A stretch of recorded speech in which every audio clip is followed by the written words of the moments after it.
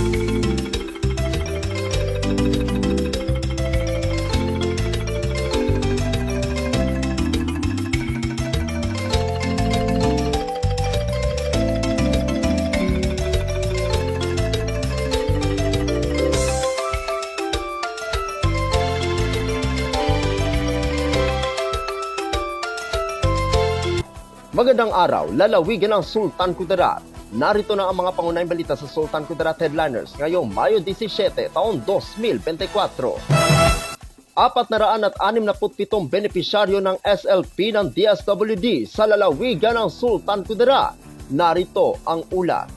Ngayong araw, 17 ng Mayo taong kasalukuyan, ay ginanap ang Sustainable Livelihood Program ng DSWD Region 12 Special Referral Payout sa Isulan Municipal Gymnasium, na kung saan ang pondo ay mula sa tanggapan ni Representative Sandro Marcos sa inisyatibo ni 1st District Representative ng lalawigan ng Sultan Kudarat, Representative Bayrihan M. Sakaluran Abdurrajak. Ang Sustainable Livelihood Program o SLP ay isang programa ng DSWD na naglalayong mapalakas ang kapasidad ng mga benepisyaryo upang magkaroon ng matatag na kabuhayan sa pamamagitan ng negosyo. Layunin nito na tulungan ang pamilyang Pilipino na umangat sa kahirapan sa pamamagitan ng pagbibigay kapasidad sa buhay sa pamamagitan ng kabuhayan. Mayroong kabuuang 467 benepisyaryo mula sa unang distrito ng lalawigan ng Sultan Kudarat, ang nakatanggap na nagkakahalagang 15,000 piso bawat isa. Ang bawat munisipyo ay may 77 na benepisyaryo, kabilang dito ang lungsod ng Tacurong, mga bayan ng Isulan, Lambayong, President Quirino at Columbio. Samantalang 82 naman mula sa bayan ng Lutayan sa kabuuang 467 benepisyaryo, ang lahat na nakatanggap at nakapasa sa mga kinakailangang dokumento at papeles ng SLP program ng DSWD Region 12. Naging panauhin ng programa si Director Miramil Laksa, SLP National Program Director ng DSWD, Regional Director of DSWD Region 12 Loreto Jr. Cabaya, NPMO Referral Focal Person DSWD Central Office, Binibining Noraida Busran at Regional Program Coordinator SLP DSWD 12, Edgar Guerra at Binibining Alini Guntang, PPO4 ng PSWDO. Dumalo rin sa programa sina Senior Board Member Honorable Ayon Jordan G. Abalos, bilang kinatawan ni Sultan Kudarat Governor Dato Pax Ali S. Manguda Dato, Acting Vice Mayor Honorable Carlo Foro Apiado, SB Honorable Darlene Hisolama, SB Honorable Moises Dolar, and SB Honorable Dalanon ng Bayan ng Isulan, PTM Core Group Tacurong City sa pangungunan ni Ginoong Jose Roy Sargado Harel, Congressional Staff sa pangungunan ni Mot Yanalen Makalumba, Chief of Staff at Mr. Mahir Bualan, Amba ng PGSK PGO.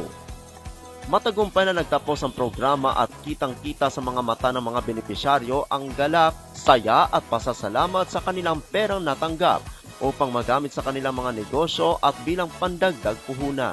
Ako ang inyong kaibigang Apolinario Terry Valencia para sa Sultan Kudarat Headliners. 500 pamilyang lumad nakatanggap ng tulong mula sa mga riders. Narito ang ulat. Nabigyan ng mga food pack ang humigit kumulang 500 pamilyang Menubudulangan na nakatira sa Barangay Kiadsam, bayan ng Senator Ninoy Aquino, lalawigan ng Sultan Kudarat. Noong linggo, ika-9 ng Mayo taong kasalukuyan, isinagawa ang outreach program ng ilang grupo ng mga rider kasama si Sangguniang Bayan member Maricel Joy Ortega Caseta ng bayan ng Senator Ninoy Aquino. Isang charity ride at outreach program ang isinagawa ayon kay Caseta. Ang main organizer ay mga classmates sa Defenders Class ng Safety Motorcycle Riding Course. Ang safety course ay ibinigay ng Region 12 Philippine National Police Highway Patrol Group sa lungsod ng General Santos noong Abril.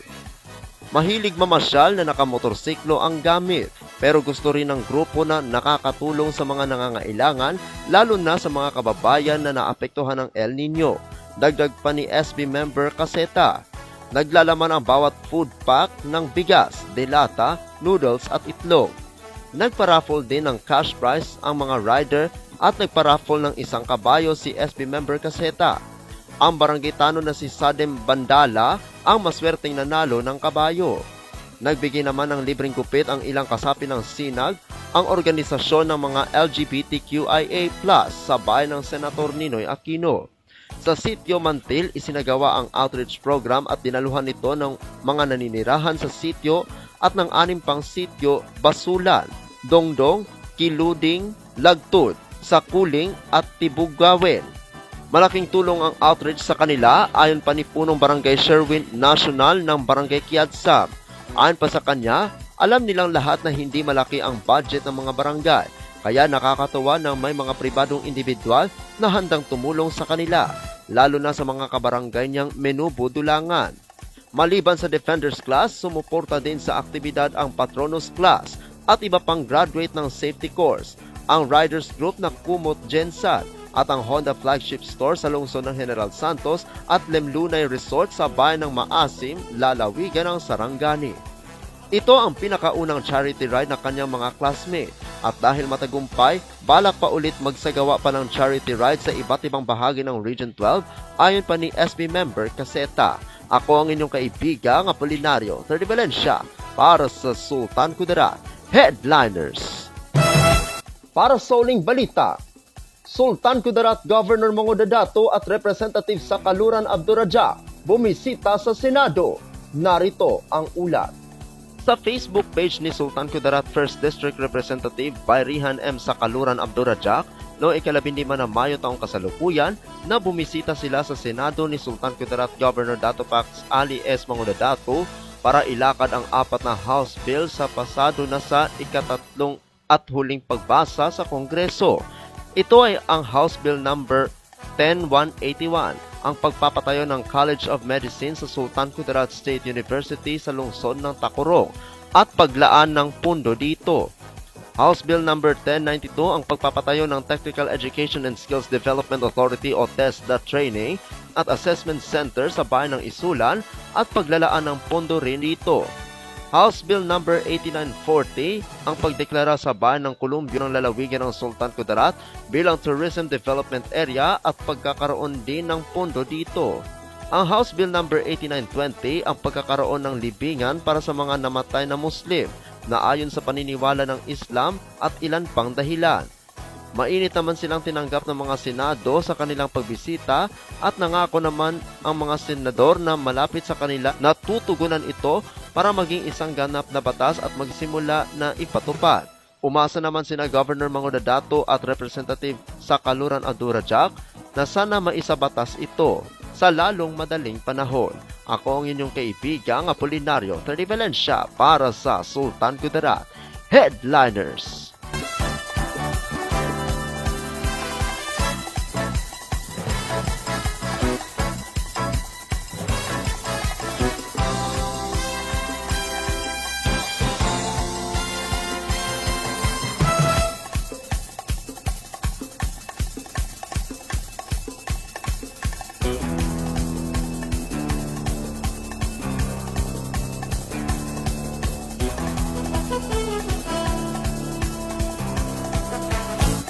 At yan ang kabuuan mga balita sa araw nito. Mga balitang kailangan ninyo malaman, balitang walang kinakampihan, balitang totoo, balita may dalang aral at inspirasyon. Ito ang Sultan Kudarat Headliners. Hanggang bukas, maraming salamat at magandang araw, kaibigan.